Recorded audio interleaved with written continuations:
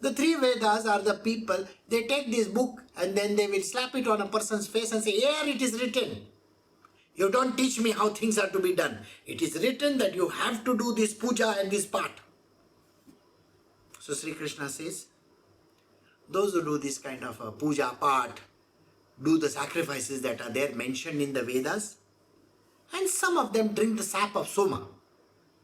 You see, soma is a plant which is found in the Himalayas. It is intoxicating. It's a hallucinogen. Those who know ayahuasca, I don't know how they pronounce it. In South America you get it a lot. Or coca leaves, from which you get cocaine, marijuana. They say you have to eat that stuff, you have to smoke it, you have to drink it. It's written in the books, you see. If you go to some of these places in India, you'll see a lot of foreigners coming over there. Why? It is written in the Vedas that you have to drink the soma juice. You have to smoke the pipe. You have to do this. People like Beatles and all have come to India and have got lost in it. So they will come, they will smoke joints over here, do all kinds of nonsensical stuff. Oh, because all these fellows also do, so I will also become like that. They'll grow their hair. So Shri Krishna is giving this advice. Oh, some of them do this also. And then they think, what do they think? Oh, I have done this, that means I will be purged of the sin. What is the sin? I have this disease, that disease will go. I have this problem, the problem will go. I have these issues with my life, they will go. I didn't have money, that will come to me now. Now the poverty will go. I will have prosperity, I will have this, I will have that. My sickness, it will go away. My pain will go away.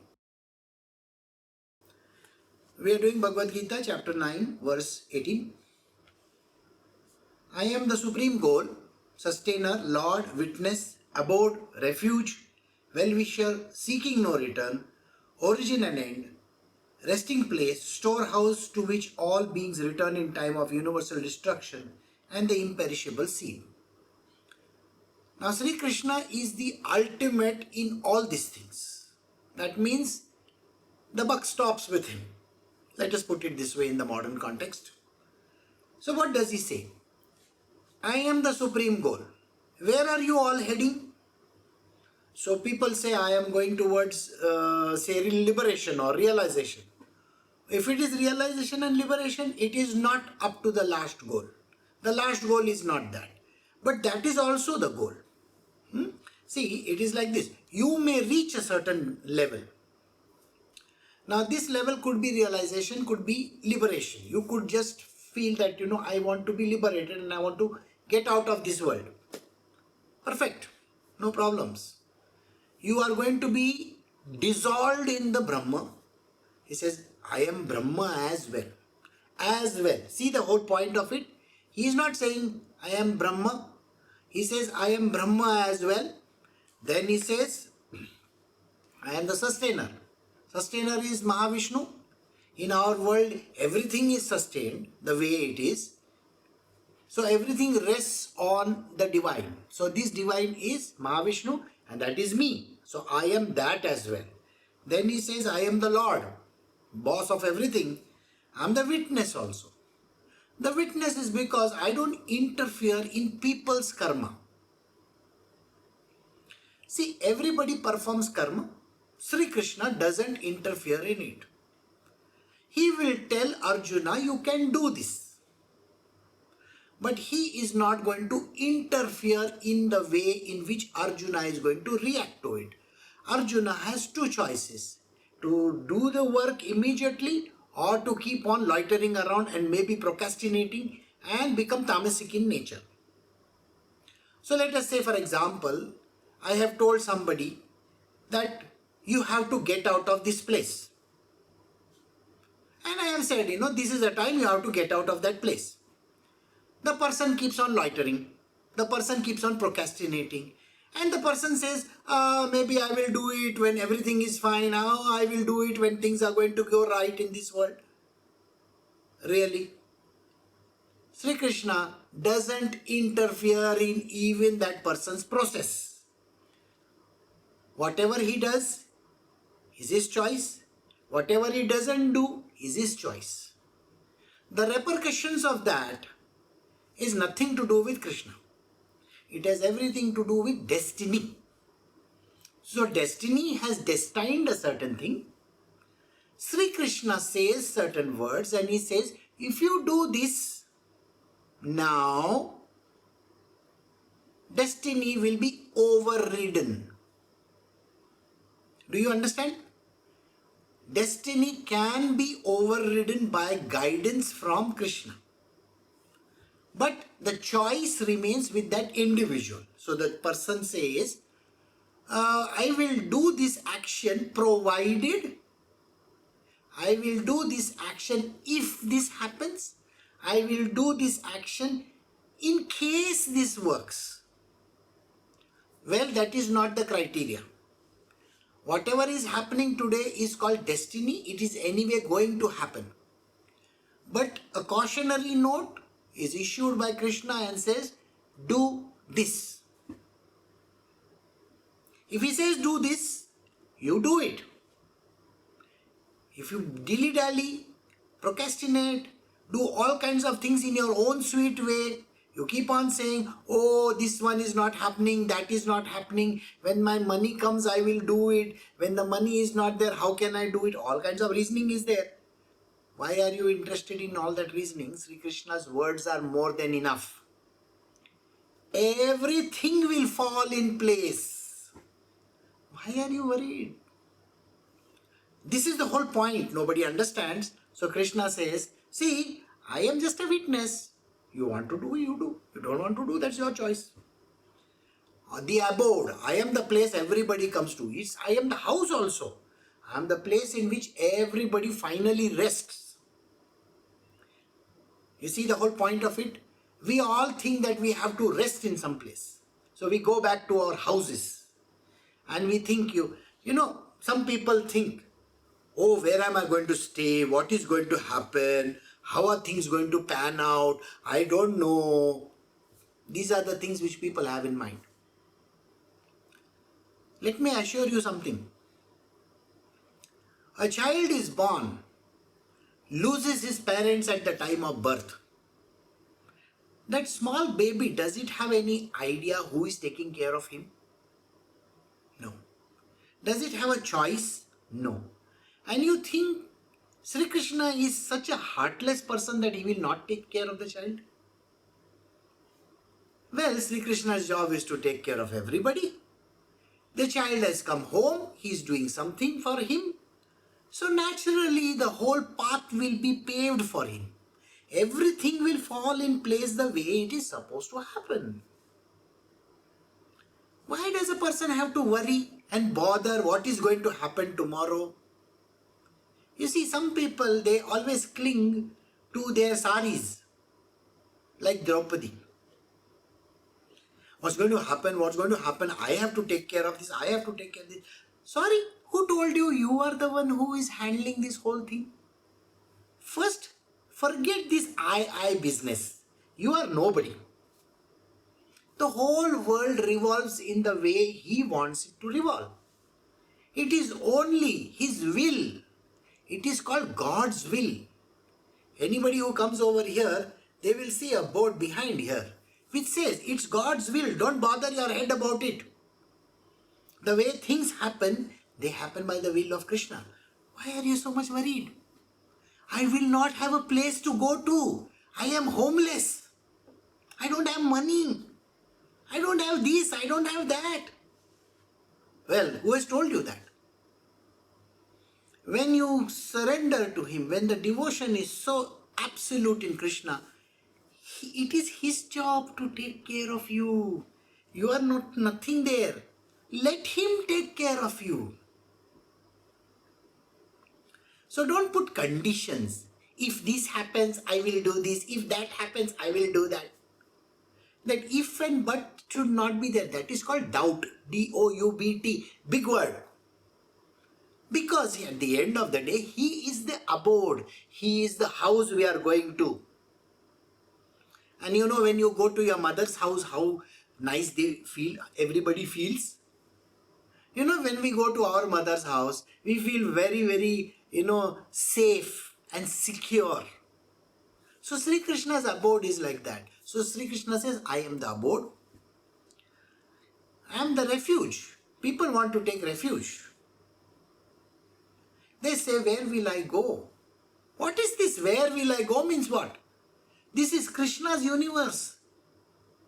Don't think it is yours or somebody else's. Somebody else is running this world. No, petty human beings are not running this world. They feel they are running. In your life you may feel, somebody is ruling your life. And you feel so upset and angry, and then you feel, I want to get out of this. Well, you don't have to bother your head about it. It's not that person's world. It is the Lord's domain. It's His world. And if you take refuge in the Lord, He will take care of it.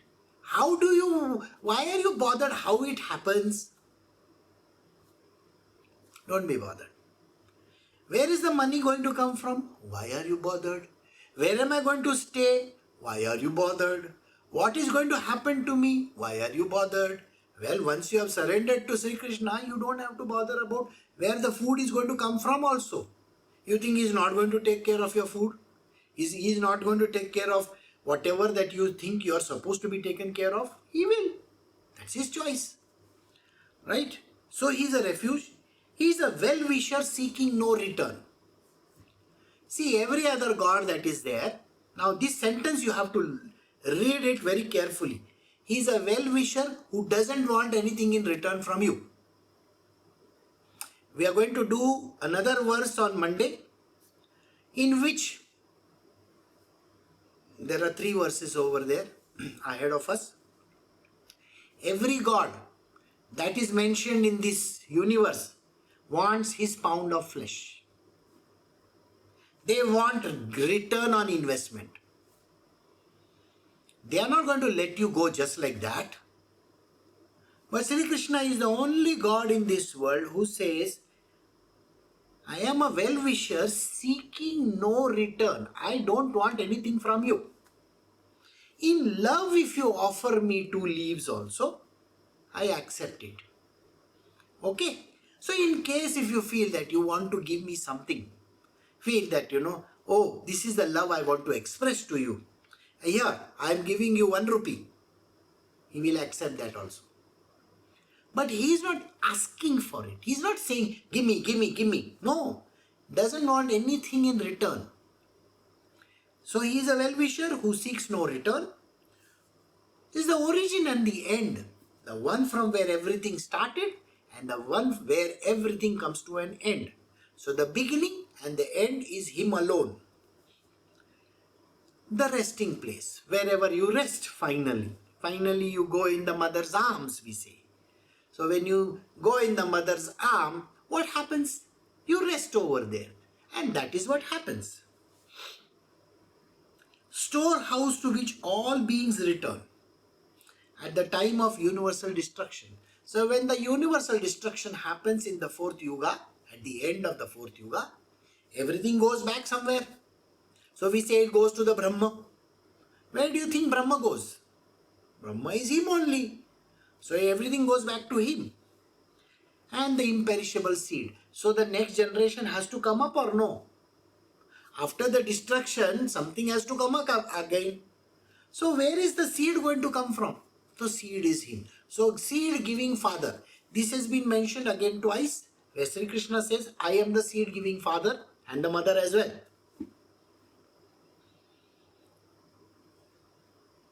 We are doing Bhagavad Gita chapter 9 verse 19.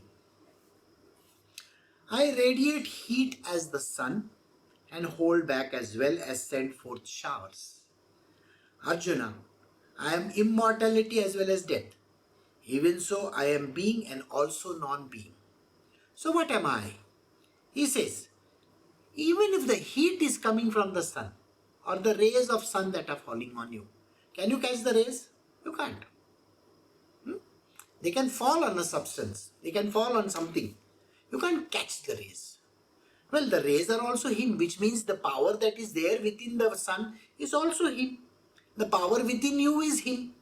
Everything that happens around this world, whether you call it energy or whatever you call it, some people love to call it energy. Some people say that is power. Okay, Shakti. Really? Okay, that's me. I am the Brahma as well. I am the Narayana as well. I am the Shakti as well. I am everything in this universe, whether it is tangible or intangible. Then he says, whether it's a being or a non-being. Being, the one which is having some life in it, and one which doesn't seem to have any life in it. So even a stone, it may not have a life. It looks like, but no. That also is me. He says, I am the one which sends showers. That means whatever that falls down from the heavens is also me. I am immortality as well as death. So if people are immortal, when you go towards immortality, when you keep on living forever and ever and ever, so who is immortal? So just giving you an example, Hanumanji is immortal, isn't it? Hanumanji is immortal. Then you will find that Dattatreya is immortal. Okay, Ashwatthama is immortal. All the great sages are immortal. So all this is Him only. So immortality is Him as well as the death. Now death, we say, death is ruled by Shiva. That is Him alone. Who says He is not? So even death is Him.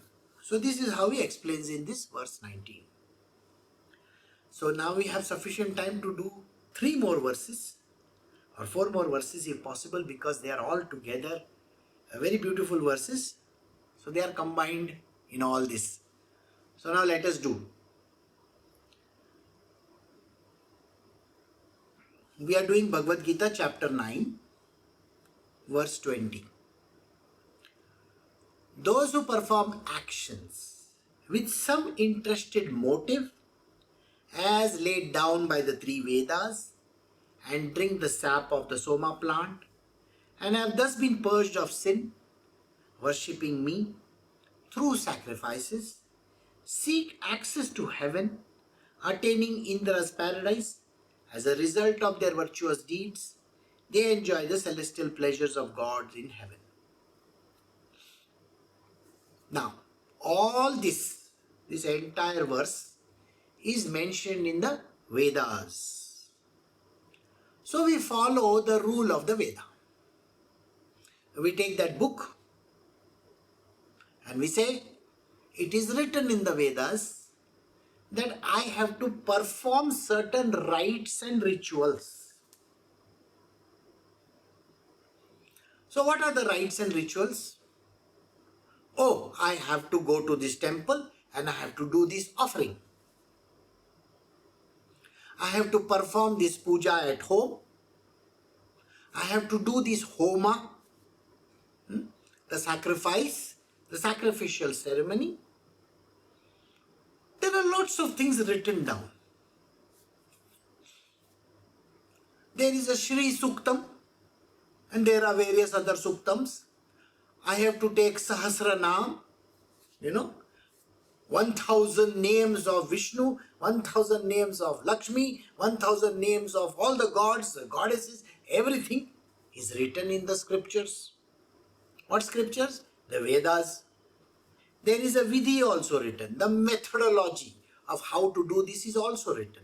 Oh, you have to do this, you have to do this, you have to do this, you have to do this. So it is written over there. So everybody follows those books. Okay, procedures as we call them. So those who perform actions with interested motives as laid down in the 3 Vedas, means in the Vedas there is a certain methodology written. It's written, you have to do this so that you get this benefit. So people say, no, your own parents, your relatives, your friends, the panditjis that are there, they will say, oh, you have to do this puja, you know. If you do this puja, you will get dhan, dhanya, sampatti, this, that, so many things. Ashtalakshmis are going to come to your house. You will be filled with prosperity. You will get this, you will get that. Or you go and do this to the gods and all your troubles will vanish. Or they say that this disease of yours will be cured if you go and worship this god. Or they say that there is a problem in your natal charts. The natal charts say that you have a Mangal or this or that, something, your Shani is, you are there in this particular dasha. If you want to remove it, there's Rahu and Ketu aspecting it, we got to go and do something about it. And then there are people who say, your name is spelled like this, that is why you cannot get this. So you spell your name with an additional A, an E, an X, a Y, a Z. You got what I'm saying? Why? Because it is written in the Vedas. The three Vedas are the people, they take this book and then they will slap it on a person's face and say, here it is written. You don't teach me how things are to be done. It is written that you have to do this puja and this part. So Shri Krishna says, those who do this kind of a puja part, do the sacrifices that are there mentioned in the Vedas, and some of them drink the sap of soma. You see, soma is a plant which is found in the Himalayas. It is intoxicating. It's a hallucinogen. Those who know ayahuasca, you know, I don't know how they pronounce it. In South America, you get it a lot. Or coca leaves, from which you get cocaine, marijuana. They say you have to eat that stuff, you have to smoke it, you have to drink it. It's written in the books, you see. If you go to some of these places in India, you'll see a lot of foreigners coming over there. Why? It is written in the Vedas that you have to drink the soma juice. You have to smoke the pipe. You have to do this. People like Beatles and all have come to India and have got lost in it. So they will come, they will smoke joints over here, do all kinds of nonsensical stuff. Oh, because all these fellows also do, so I will also become like that. They'll grow their hair. So Shri Krishna is giving this advice. Oh, some of them do this also. And then they think, what do they think? Oh, I have done this, that means I will be purged of the sin. What is the sin? I have this disease, that disease will go. I have this problem, the problem will go. I have these issues with my life, they will go. I didn't have money, that will come to me now. Now the poverty will go. I will have prosperity, I will have this, I will have that. My sickness, it will go away. My pain will go away. So they do this kind of short-term remedies. It is written in the Vedas. Worshipping me through sacrifices. So by looking at those books, everybody thinks, they are worshipping God. Oh, I have to do this, I have to do this, I have to do this. And when they do this, their highest is seeking access to heaven. Swargaloka. We will go to Swargaloka. Why? Because now all my sins have gone away. So I will enter the Swargaloka. Attaining Indra's paradise. Indra's paradise is very, very beautiful. You get a lot of things to drink over there, lot of happiness around, and all kinds of pleasure-seeking things are there in Indra's heaven, which is mentioned. You get all the pleasures in the world, no tortures, not a hell, it's not a hell, see? So you get all the pleasures, so people seek those kind of pleasures. Dhana, dhanya, sampatti, heavens. People want all this. Petty-minded people who have no brains in their head. Attaining in as a result of their virtuous deeds, because they have done some good stuff now. I have done this puja, I have gone and done this sacrifice, I have done this homa, I have done this kind of, sacrifice, like, okay, it was written in the Vedas that I have to not eat food like this for many days. I have done that also. Fasting is written in the Vedas. So I have done fasting. So I am getting rid of all the sins that I have done. They enjoy celestial pleasures of gods in heaven. So where the gods go? They have a heaven. God's heaven, their abode. So they all want to go to their heavens and enjoy over there. Alright? So now we will do the next verse. We are doing Bhagavad Gita chapter 9 verse 21. Having enjoyed the extensive heaven worlds, they return to the world of mortal on the stock of their merits being exhausted. Thus devoted to the ritual and interested motive recommended by the three Vedas as a means of attaining heavenly bliss and seeking worldly enjoyments, they repeatedly come and go. That means they go to the heaven and they come back when their merit expires. So here, it's a sarcastic statement. You may not understand Shri Krishna's sarcasm, but this is a statement where he derides these things. He says, having enjoyed the extensive heaven world.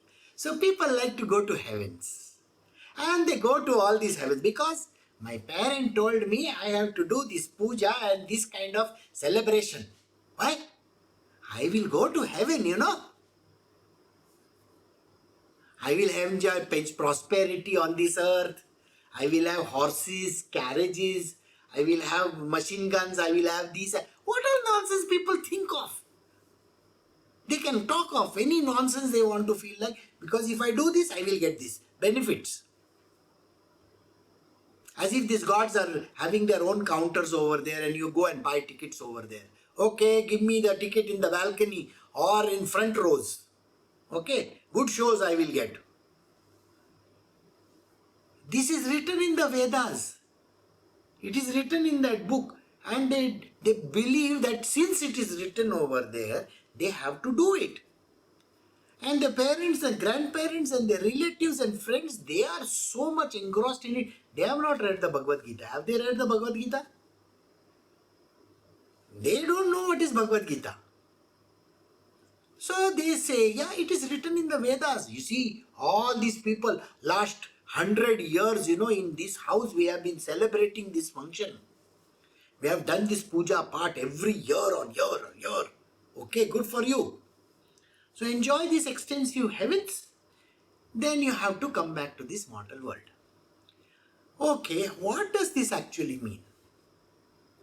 Indra's heaven or God's heavens are nothing but 5-star and 7-star hotel. If there is 10 or 20 stars also, you can add to it.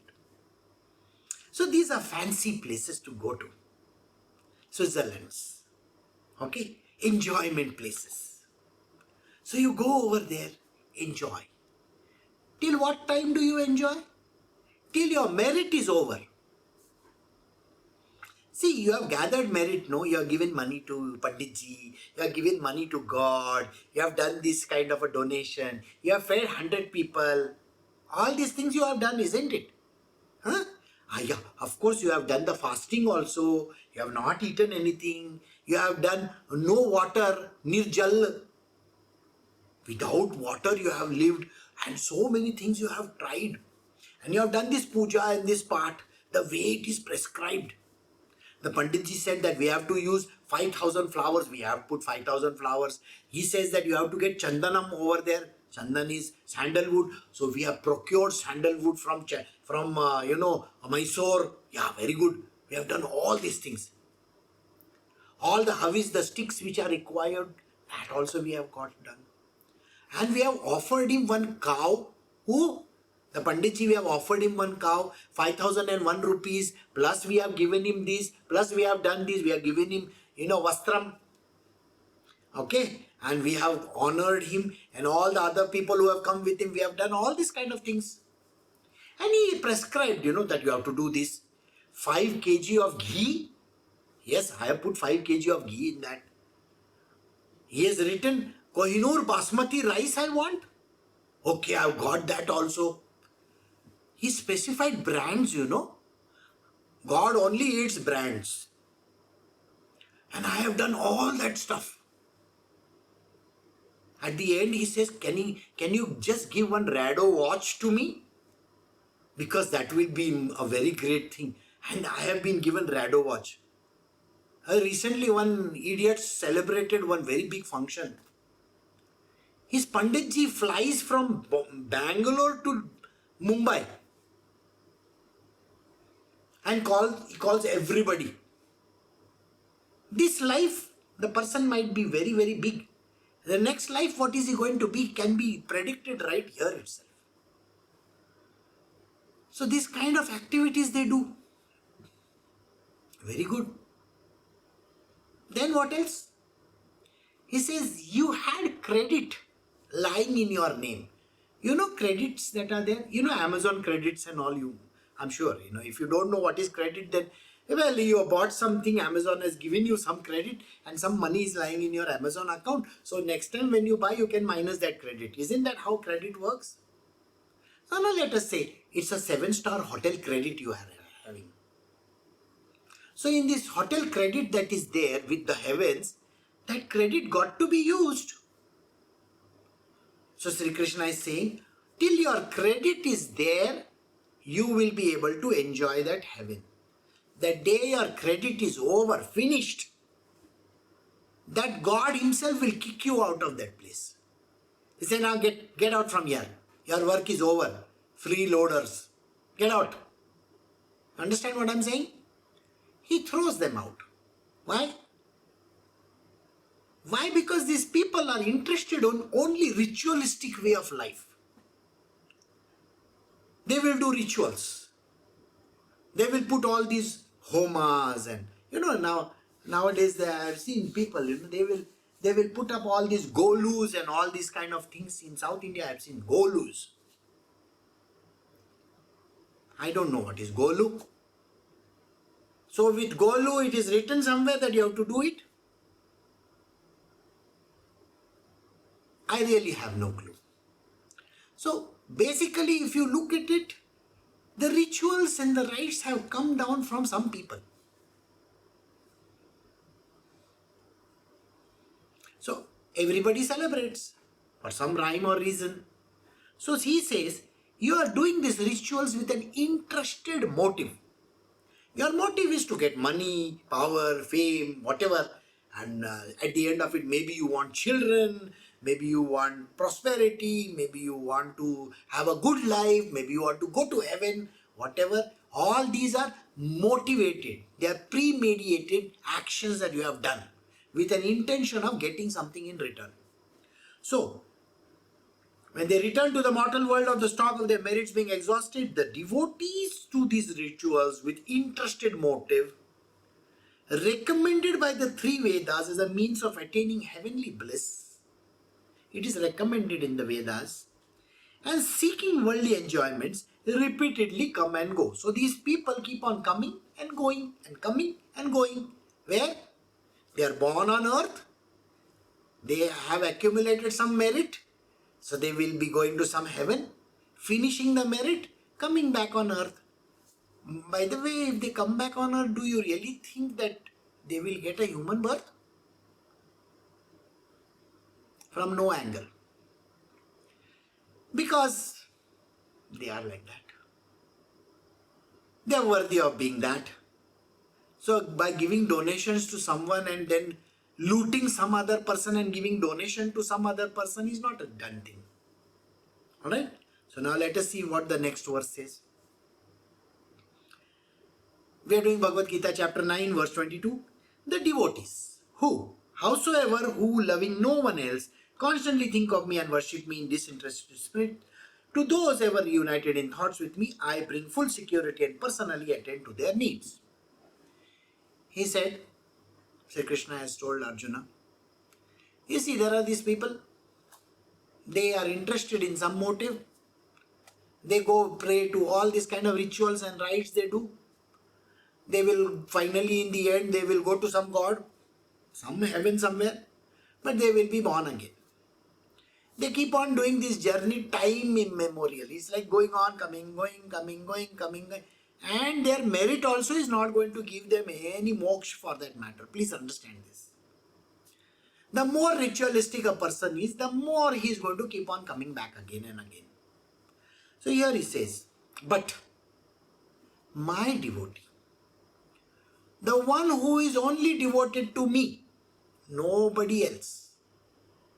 So Krishna's devotee, who loving no one else. See the words. Krishna says, you only love me. Don't bother your head about trying to go to some heaven, praising some god, doing some rituals, some activities, some this, some that. Why are you doing all this? Have I told you to do? Have I told you go to this place and do this kind of a work? Have I told you go and do some, upvas, fasting? Have I told you that go celebrate this fellow? Why? Because you will get money. Have I told you that? Nothing. You are my devotee. Only bother about me. Don't bother about anybody else. No other god you should bother about. Who loving no one else constantly thinks of me. He just keeps on thinking of me. Just keeps on saying Krishna, Krishna, Krishna, Krishna, Krishna. That's it. And worships me with a disinterested spirit. Not with an intention that, Krishna, I want to come to you because I have this great problem in my life, Oh, really? That is why you want to be with me. So that, I am the Lord of this universe. So you want to come and do some buttering to me? Huh? No, don't come with that. Come with a disinterested motive. Not because I am going to give you something. Come to me because you just love me. It is only love that I am interested in seeing. Don't think that I am going to give you anything. First and foremost, you forget that idea. Come to me with a clear intention that I just love you. Period. And nobody else. My husband, my wife, my children, my this, my that. They are a part of this material world. You have to be there. You have to serve them. Okay, okay. But loving is only one. Me. I am the only one you have to love. Nobody else. Everybody else is infatuation. You see, till the time they are there, you are infatuated.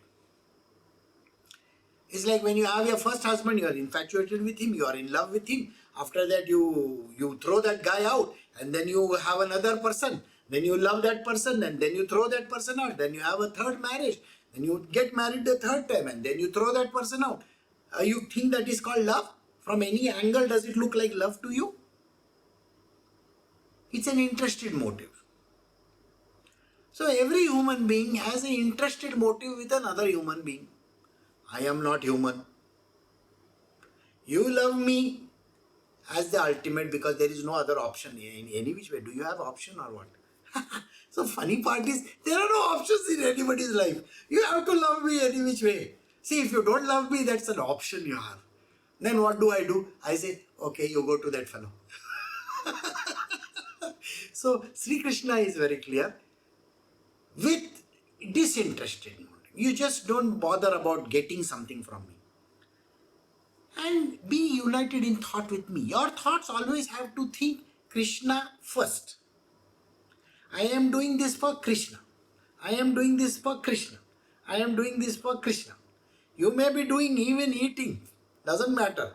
Krishna, I am feeding you. Does not. You see, there is Krishna inside of you. No? You are feeding that Krishna. Okay, good for you.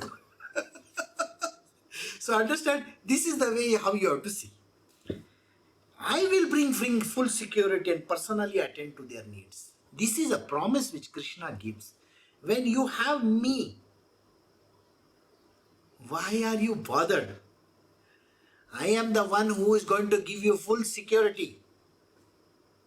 I will take you out of Canada also. Why are you bothered? Okay, so don't bother your head about anything. Okay, you are in a war zone somewhere. Just say, Krishna, please take care out of me. Take care of me. Krishna is there to take care of you. So he will send one celestial chariot and he will take you out of that place. Air India flight maybe. So it's like that. It's a funny thing. Okay, it's a joke. So Krishna says, when you are united in thought with me, I will bring full security to you. And I will personally attend to all your needs. Why are you bothered? Where is the money going to come from? Why are you bothered how you are going to get out of this place? Why are you bothered so much? When I am there, no? The big boss. If I am the super boss, I am the one, the abode that you come to. Why are you scared of all these things? I am there. And this is an assurance which Krishna gives. When you love him with single-pointed devotion, love single-pointedness. He says, don't bother your head about anything. Yeah, troubles are there in everybody's life. They will come. You think I am not there in front of you or what? Just like I am there in front of Arjuna just now, riding his chariot, I am riding your chariot. What makes you think the arrow is going to come and hit you?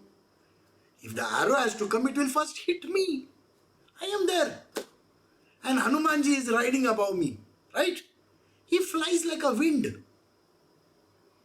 So don't bother your head about it. How you are going to cross this ocean of all the problems of your life, don't worry. I bring full security to you and personally attend to all your needs. I will attend to all your needs. Okay? So we have come to the end of verse 22. So we will stop over here.